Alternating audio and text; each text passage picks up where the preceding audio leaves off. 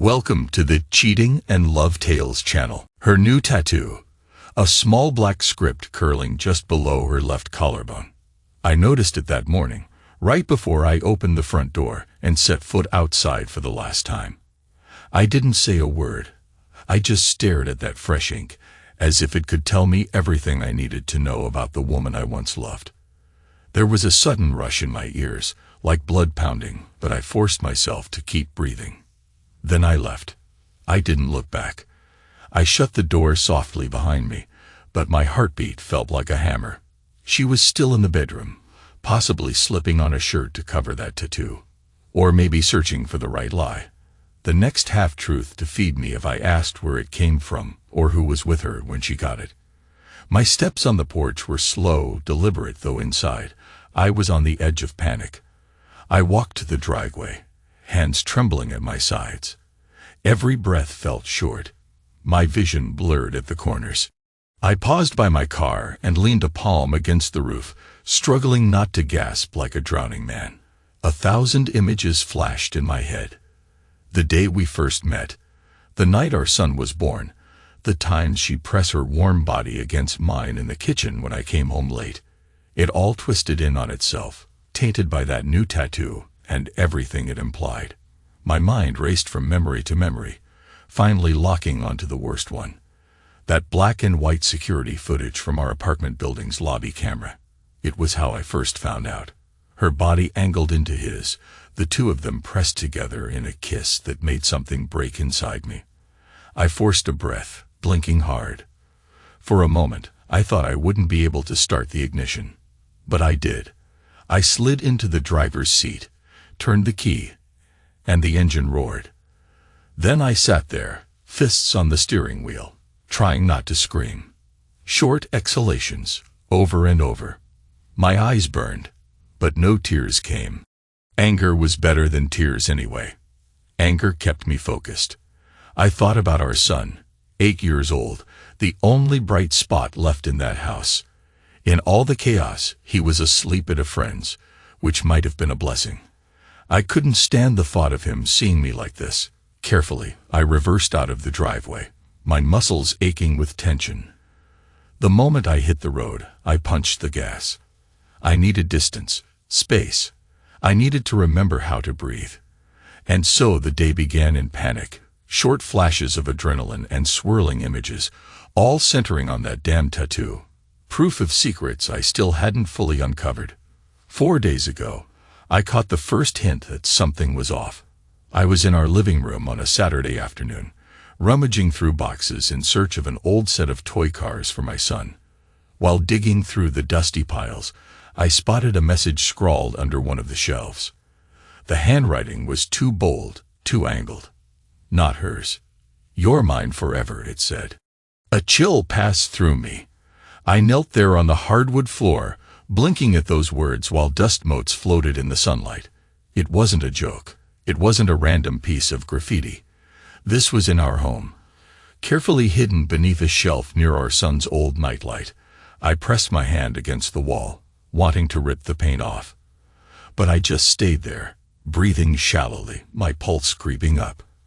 I counted in my head to calm myself. 1, 2, 3. Like I'd done when rocking my infant son to sleep years ago.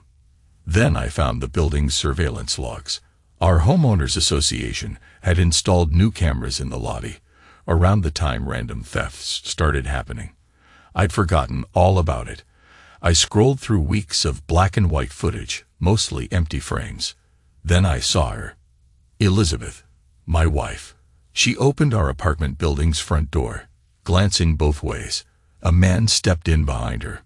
Tall, well-built, they moved quickly out of the camera's line of sight. I rewound, watched again. They kissed near the elevator. Long, unhurried. It was too intimate to be a first-time fling. My throat went tight. By the third replay, my hands were shaking so badly I almost dropped the phone. I confronted her that evening. She came home with groceries, milk, eggs, a bag of apples. I remember the bag splitting slightly at the bottom. A single apple rolled out across the kitchen floor. I stared at it like it had no place in my house. Tell me honestly, I said in a voice that sounded steadier than I felt. Who is he? She froze in the doorway, the plastic bag rustling in her arms. Michael. What? Don't. Just tell me. There was a flicker of panic in her eyes. For a moment, I thought she might apologize, or at least try to explain.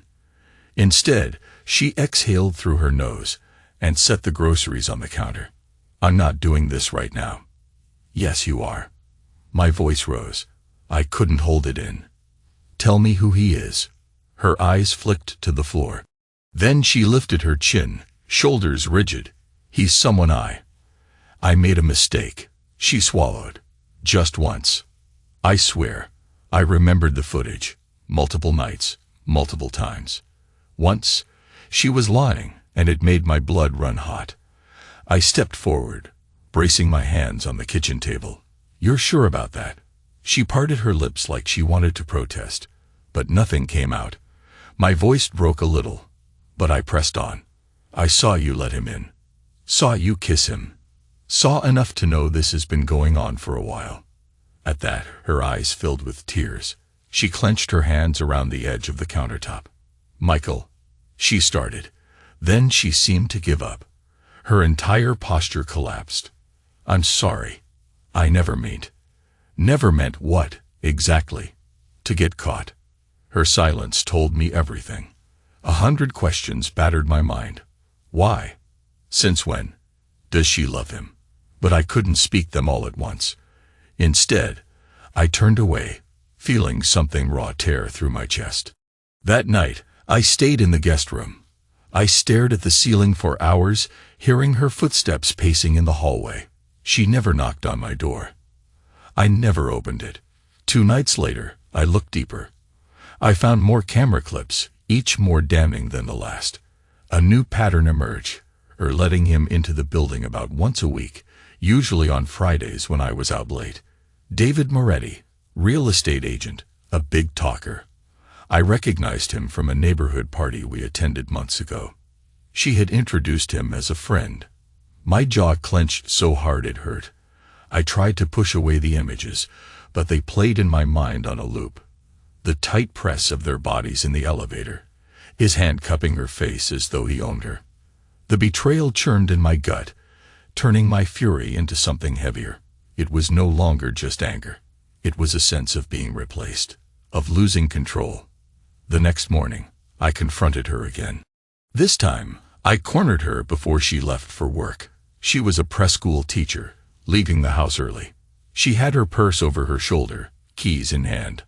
I blocked the doorway. He's not just some mistake, is he? She looked exhausted, as though she hadn't slept. Michael, please let me go. I need to get to work. Answer me, I said. My voice had a shake in it. Tell me the truth. She inhaled. All right, she said quietly. I was lonely. I can't explain it well. Maybe I was just. You've been distant for months, maybe years. David paid attention to me. I felt alive around him. I bit back a bitter laugh. Alive, I repeated. Sure. Maybe we should share that with our son. See how it sounds to him. She flinched as though I'd slapped her. Don't drag him into this. Oh, he's already in it. I snapped. I'm the one who's been out late, working to provide for this family. Meanwhile, you felt neglected, so you found comfort with a man. Whoa. I stopped, throat constricting. He wrote that message under the shelf, didn't he? He marked our home like a dog pissing on a fence. For a second, I thought she'd lash out. Instead, tears welled in her eyes. I can't. I don't know if he did that. Maybe he was messing around. My voice broke. Tell me honestly, just how far has this gone? Silence. The clock on the wall ticked once, twice. Are you in love with him? I asked, forcing each word past the lump in my throat. She stared at me, eyes rimmed with red. Her lips quivered. And in that tiny hesitation, I had my answer. I stepped aside without another word. She left the house. I stood there, hearing the echo of her footsteps fade. That evening, the final confrontation. I discovered that new tattoo. When she came home from a brief errand, I saw the hint of gauze peeking out from under her blouse. She tried to hide it, but I demanded she show me. Angry words flared between us, her voice shaking as she insisted it was just a whim, something she did for herself. I stared at the swirling letters, some fancy script. I recognized David's name, or at least the initial D hidden in the design. She denied it, said it was just an abstract shape. But I knew. My gut knew. I think that was when I realized she'd already chosen him, or was on the verge of it. The final piece of my old life shattered right then. We barely spoke after that. We spent the night in separate rooms. The tension choked the air. Now, I was driving on the freeway, having left the house behind me. Each exit sign I passed felt like a mile marker taking me further from the life I'd built. My phone buzzed. Liz's number. I ignored it. Let the engine's roar drown out my chaotic thoughts. Anger pulsed in my veins, but beneath it all, there was a creeping numbness, like my soul was shutting down to avoid total collapse. I thought of my son. I'd left behind a few gifts for him, boxed up the toy cars he once loved, a baseball glove for the season ahead, a letter telling him I love him no matter what. I couldn't bear to stay. I wouldn't inflict my rage on him or risk some final blowout argument that would leave scars he'd never forget. For a split second, I considered smashing my phone against the dashboard. Instead, I pressed the voice command. Call David Moretti. I wasn't even sure what I'd say. Rage guided me. I needed to see him face to face. The phone rang. Once. Twice. Then a click. Yeah. A male voice. Confident. I recognized it even through the phone's tinny speaker. David. It's Michael Carter, I said. My voice shook only a little. A pause. I pictured him in some upscale condo, maybe flipping through property listings. Michael, he replied, sounding cautious. What's? Meet me. Tonight. Mad Doc's Bar on State Street, 8 o'clock. You show, or I come find you. I hung up. My hand tightened on the steering wheel. I didn't have a plan. All I had was this surge of fury, demanding I do something, anything. The more I tried to calm down, the angrier I got. This man had walked into my home, stolen the life I'd built, and left a mark on my wife's skin. Now I wanted to look him in the eye and make him understand what he'd done. I arrived at the bar early. Dark wood, low lighting, a faint smell of whiskey in the air, perfect for the conversation I intended to have. I sat in a corner booth, facing the entrance, a half-empty glass of bourbon in front of me. My knees bounced restlessly under the table. At exactly 8, David walked in, scanning the room. He spotted me, sighed, and headed my way. Tall, well-dressed in a fitted blazer. His hair slicked back, a slight swagger in his step. I hated him on sight. He slid into the booth across from me. Michael, he said, voice steady. This is unexpected. I stared at him, taking in the fine lines around his eyes. You're probably the last man she expected me to call. He exhaled slowly, glancing at my glass. Look, I'm sorry about everything. Liz and I cut him off. Don't say her name. My throat constricted. You don't get to say her name. He held up his hands in a gesture of peace. All right. I get you're angry. You don't get anything. My words came out in a low growl. You have no idea what you've done to my family. He looked down at the table. I never meant to hurt anybody. It started because we had a connection. She told me you were drifting apart. That she needed. I laughed bitterly. Needed what? A new tattoo with your initial. Some random scrawl on our wall. You're mine forever. Was that your idea? Marking my home like a piece of property. He frowned. I don't know what you're talking about. I slammed my fist on the table, making the glasses rattle. People turned to look.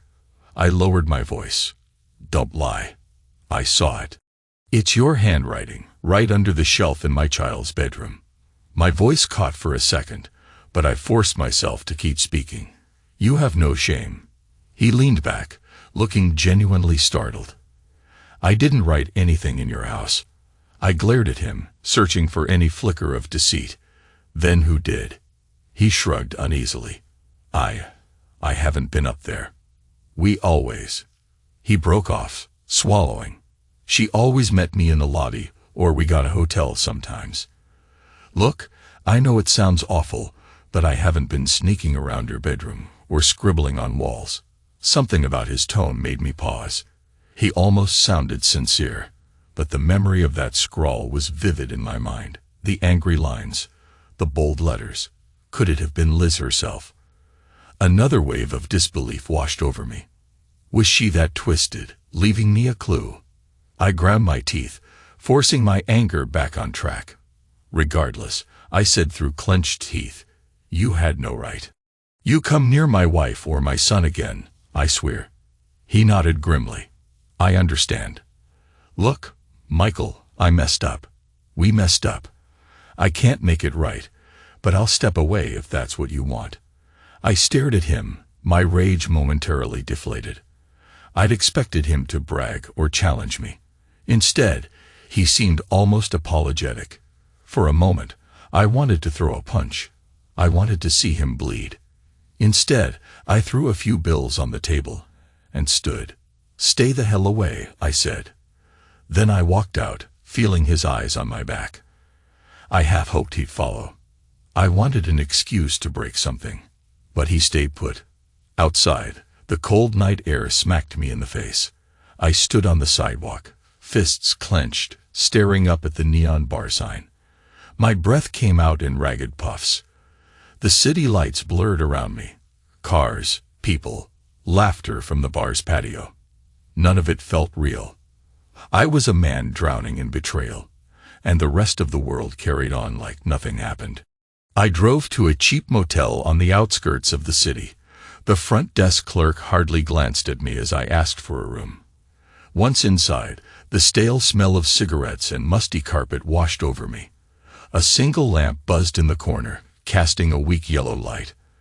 I dropped my duffel bag on the bed, packed in a rush before I left the house, and stared at the peeling wallpaper. My phone buzzed again. Liz. I let it go to voicemail. Then it buzzed once more. My sister. I hesitated, then answered. Mike, is everything okay? She asked. I just got a message from Liz. She's worried about you. My jaw tightened. I'm fine, I lied. Just needed some space. Space? From what? I sighed heavily. It's not something I want to get into right now. She paused, then sighed back. All right. Listen, if you need a place to crash.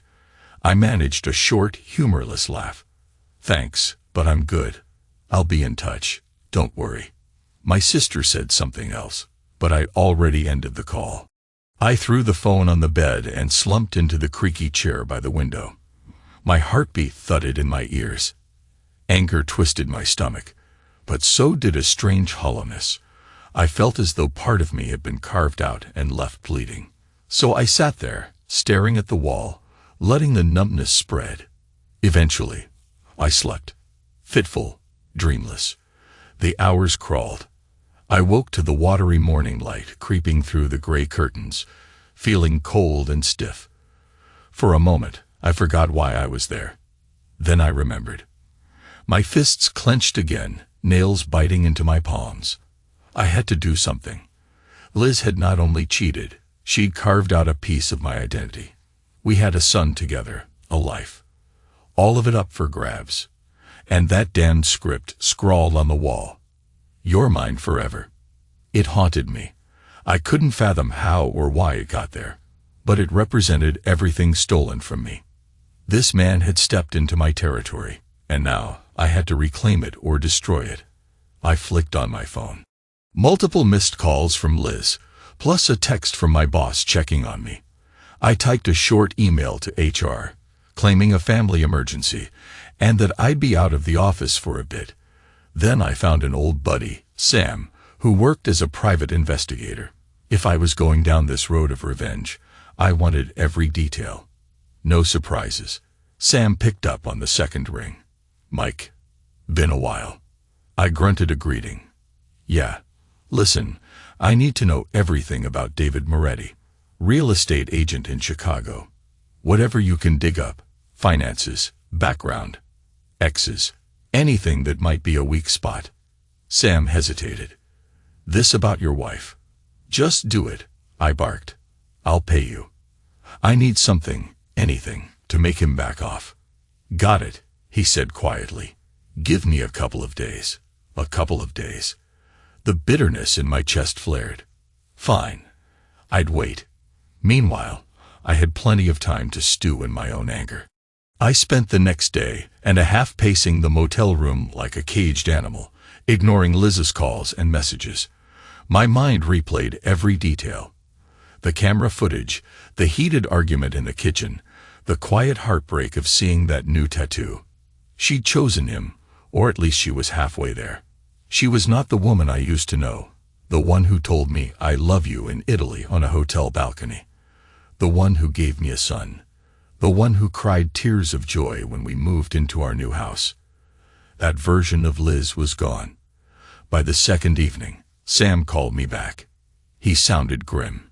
David Moretti's clean. No criminal record. He's good at his job, with some high-end clientele. Single. Owned a condo in Manhattan for a while. Financially stable. No real skeletons. If you're looking for blackmail, you might be out of luck. I clenched the phone, feeling my last hope slip away. Damn. Sam continued. He does have a mother in Brooklyn. Widowed. Older. 2 sisters. Doesn't sound like there's any tension there. Honestly, the guy's just a smooth talker. Might not be your best target for revenge, if that's what you're thinking. Thanks, I muttered. Keep this to yourself. He sighed. Mike, just be careful. I hung up, feeling emptier than before. So no obvious cracks in David's life. It would be a slog to ruin him. And maybe that was the real problem. My real fight wasn't with him. It was with her. She let him in. She betrayed me. She carved that moment into my soul. I grabbed my jacket, left the motel, and started driving aimlessly. The city streets blurred under the glow of traffic lights. Hours passed. Eventually, I found myself back on the familiar road leading to our house. My house, but I didn't know if I had a right to call it that anymore. The windows were dark except for a soft lamp in the living room. I pulled over across the street, turned off the engine, and sat there, remembering how I used to come home late and see that same lamp burning. A sign that Liz was waiting up for me. Now, the glow felt ominous, as though mocking everything we once shared. I got out of the car. Each step felt heavy, my stomach churning. I tested the front door, surprised to find it unlocked. That told me everything.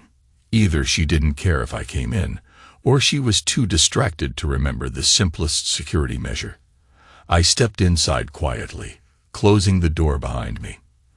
The living room smelled faintly of lavender. I saw a half-finished cup of tea on the coffee table. She was nowhere in sight, maybe in bed. I walked down the hallway, flipping on the overhead light in our son's room. The place was neat. Liz must have tidied it. On the wall, near the shelf, the message was still there, scrawled in thick black marker, "You're mine forever."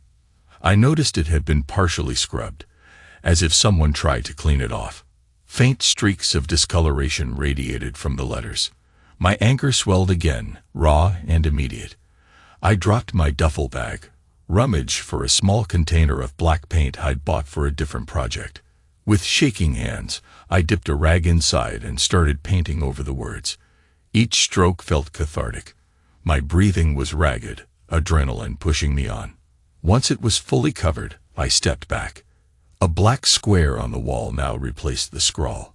I stared at it, my attempt to blot out the evidence of her betrayal. But I knew, deep inside, that the real stain remained. You can't paint over a broken heart. A floorboard creaked behind me. I turned. Liz stood in the doorway, in a loose t-shirt and shorts, hair disheveled, eyes glistening in the dim light. "What are you doing?" she asked, voice trembling. I let the rag drop to the floor. "Erasing your message," I said bitterly. She blinked, confused. "My message? Don't bother. I don't care who wrote it. Could have been him, could have been you. Same difference. I'm done." My voice cracked. "Just let me get my things and leave." She took a hesitant step forward. "Michael, please. I know you're hurt, but hurt." I let out a hollow laugh. "That's an understatement. You wanted honesty. Tell me honestly, did you get that tattoo with him there, watching you? Did he run his hand over your skin, telling you how beautiful you'd look with his letter inked into your body? Or was that all you?" Tears rolled down her cheeks. "It's not what you think." "Then tell me what it is." My voice was hoarse with fury. "You think I'm blind. I saw you two in the lobby. I saw the way you kissed him. You have a mark on your body that I never knew about until yesterday. I spent years trying to be a good husband and father, and this is what I get." She sniffled. "I made a mistake. I felt unloved, Michael. You were always at work, always distant. Don't say you needed him. Don't you dare put that on me." My hands shook at my sides. "I've bent over backward for this family." Her eyes glowed with anguish. "I know. And that's why I hate myself for what I did. I hate that I hurt you. But I can't lie anymore. I developed feelings for him. Maybe it started as a fling, but it got deeper." My breath caught in my chest. "So you admit it," I said quietly. "You love him." She stared at me, tears pooling. I'm not sure. I just know I can't keep pretending." For a moment, I thought I might scream. Instead, I forced my anger down into something cold and sharp. "Fine. No more pretending. I'll pack a bag. Tomorrow, I'll call a lawyer. We'll figure out custody. That's all that matters now. Our son. You can have your freedom, your tattoos, your new lover. But I'm done." She sobbed, covering her mouth with her hand. I stepped around her, heading to the bedroom, where I scooped clothes into a suitcase. She followed me, her voice breaking. "Michael, wait." I spun. "For what?" Another lie. She wrapped her arms around herself. "Do you remember Italy, that trip we took? When you asked me to marry you, you said we'd never lie to each other. You said that we'd be together forever." I finished bitterly. "I was a fool. Now I'm paying for it."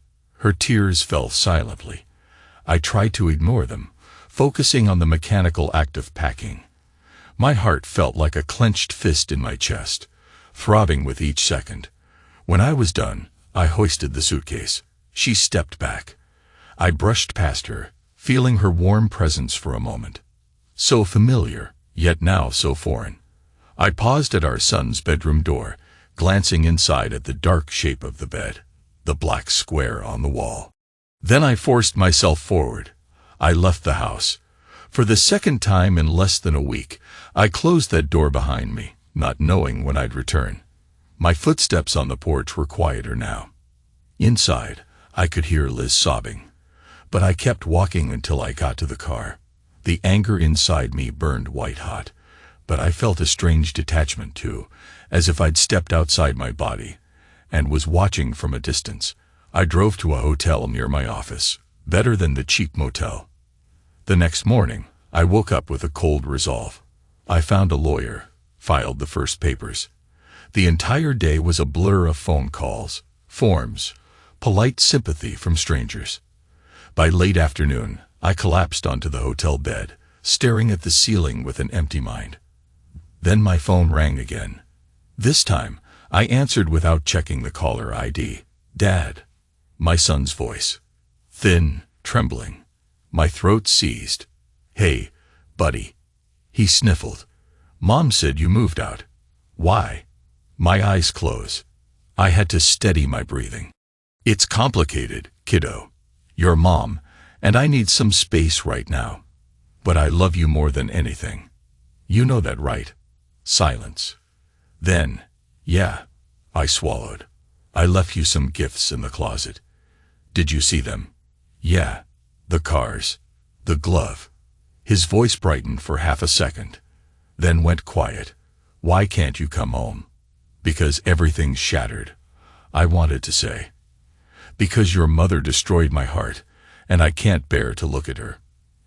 Instead, I whispered, I just can't right now. But I'm here for you always. You call me whenever you want. And I'll come pick you up soon, okay? He murmured an okay. Then we hung up. I stared at the phone, bitterness rising in my throat. This was the true cost of Liz's betrayal, my son's confusion, his tears. That night, something in me snapped. I typed out a message to Liz. I want you to invite him over tomorrow night. I'm coming by. All of us need to talk. Then I clicked send before I could second guess it. If she wanted him, fine. I needed to see them both, face to face. No more games. Her reply came slowly. I can't do that to our son. He'll be home. I typed back, send our son to your parents. I'm serious. This ends now. No response. I tossed my phone aside. Adrenaline flooding me. A twisted satisfaction sparked at the idea of a final showdown. I didn't know where it might lead, but I was done tiptoeing around. She wanted him. Then let him stand by her side and face me like a man. The next evening, I drove to the house around 8 p.m. The driveway was empty except for Liz's car. The lights were on in the living room. I almost expected to see David's fancy sedan, but it was nowhere in sight. My hand shook as I approached the door. This time, I opened it without knocking, stepping straight into the tension-filled living room. Liz stood there, arms folded around herself. David sat on the couch, hands clasped, eyes flicking nervously to me. He rose to his feet when I entered. Michael, Liz began. I told you I didn't want this confrontation. I ignored her. My gaze bored into David. So here we are. The three of us. He cleared his throat. Look, man, I didn't come here to fight. That's exactly why you're here, I said, my voice deceptively calm. You want her. She's apparently not sure if she wants you. And May. I huffed a laugh. I'm done sharing my house with your shadow. Liz looked distressed. I didn't ask him to come, Michael. But I texted him. And he insisted on. I held up a hand. Enough. Then I stepped toward David. You have something to say to me. Apologies, excuses. He swallowed, glancing at Liz. I'm sorry for the pain this caused, he said carefully. I know there's no excuse. My shoulders tensed, but I only nodded. Fine. You said your piece. I turned to Liz. And you? Any last words before I walk out for good? Her eyes filled with tears. I know this doesn't fix what I did, but I am sorry. I never wanted to break our family. Stop, I growled. You did break it. Now I get to pick up the pieces and figure out how to move on. I took a steadying breath, feeling the anger coil inside me. Here's the truth. I don't forgive either of you. Not yet. Maybe never. But I'm not going to scream or break dishes or start a fistfight. That's not who I am. David exhaled, tension leaving his shoulders. But I am going to make sure, I continued, that my son knows exactly who the two of you are. Not in petty detail, but enough. Enough to understand why his father left. Why he'll grow up splitting holidays and birthdays. I won't lie to him. Liz paled. Michael, please. I can't protect you from the consequences of your actions, I said, my tone cold. And as for you, David, you stay away from my boy. You want to play house with Liz, do it on your own time. But my son is not your project. Understood. He nodded, looking genuinely chastised. I stared at them both, letting the silence weigh. Then I turned and headed for the door. A sudden wave of calm washed over me. Maybe it was the knowledge that I'd said what needed to be said. Maybe it was the finality of it all. Recognizing that the life I'd built was gone. My heart still raged, but on the surface, I was ice. Liz called after me. Michael, Wait. I didn't. I stepped outside, closed the door quietly behind me. In that moment, the panic was gone, just a desolate acceptance. The next day, I arranged a time with Liz for me to pick up our son. We met in a parking lot. I lifted him into my arms, pressing my nose into his hair the way I used to do when he was little. He wriggled free, gave me a shy smile. I took him to a diner, where we ordered burgers and milkshakes. I tried to pretend I was cheerful, telling him silly stories, letting him talk about school. But the shadow of betrayal loomed, and I knew he could sense it. That night, I tucked him into a bed in my new apartment, a cramped but clean one-bedroom I'd rented for the short term. "Why can't Mommy sleep here too?" he asked, hugging the stuffed bear. My voice faltered. "Where? Mommy and I aren't living together right now." My throat tightened. "But that doesn't change how much we both love you." He gazed at me, tears forming in his small eyes. I stroked his hair, hating that I couldn't offer him the family he deserved. After he fell asleep, I just sat there, face in my hands. The anger was still inside me, but it was muted now by the reality that this was my life. No turning back. Weeks passed in a blur of legal proceedings, tense phone calls, and quiet heartbreak. Liz and I discussed custody arrangements. We hammered out schedules. We mostly communicated by text or email. Dry, formal, polite. Any shred of warmth between us had evaporated, replaced by the hollow necessity of co-parenting.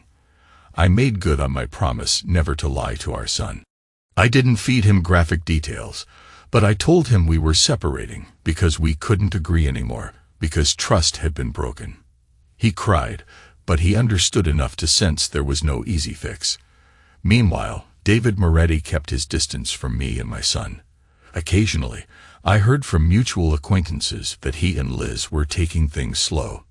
The mere thought of them together still ignited a flicker of rage, but I learned to bury it beneath my daily responsibilities. Time crawled on. One evening, alone in my apartment, I found myself looking at old photographs. Our wedding day, Liz in her simple white gown, me in a sharp suit, both of us smiling as if the world was ours. I stared at our faces, searching for cracks that might have predicted our future. But there was nothing. Just genuine happiness, forever out of reach now. I closed the album with trembling hands. I realized I'd been breathing heavily, like a wounded animal. Maybe the pain would always be there, a scar that never fully healed. But I'd survive. I had to, for my son's sake, and for my own. Then came the day I decided to finalize my closure. Liz texted, saying the divorce papers were all in order. She asked if I'd come by the house for a final round of signatures, so we could avoid extra lawyer fees. At first, I hesitated. That house felt like a war zone. But something in me wanted to see it one last time. Maybe I needed to stand in those rooms and confirm that I was done. We agreed on a time. Our son was at a friend's. I parked in the driveway, noticing how overgrown the lawn had become. I walked to the front door, rang the bell. Liz answered. She looked tired, older somehow. We said a stiff hello. No hugs, no small talk. We sat at the kitchen table and signed document after document. When we finished, she stood and lingered for a moment, as though wanting to say something. Her eyes roamed my face. "You look different," she finally said. I gave a small shrug. "So do you." She bit her lip. "I got the tattoo removed," she blurted. Well, started the removal process. I stared at her. "Why?" She exhaled, rubbing her arm self-consciously.